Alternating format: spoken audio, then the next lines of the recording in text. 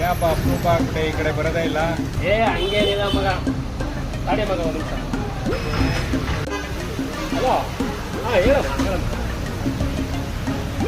Okay ಹೇಳಮ್ಮ ಹಂಗೆ ಹೇಳಮ್ಮ. ಒಂದು ಇಂದು ಬೇಕಾ?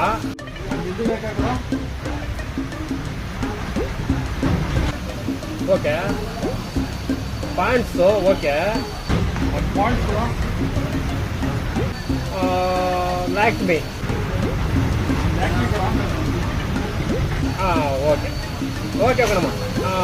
ಇವೆಲ್ಲ ನಿಂದು ಫ್ಲಿಪ್ಕಾರ್ಟಲ್ಲಿ ಆರ್ಡರ್ ಮಾಡಿದ್ದೀನಿ ಮೇಡಮ್.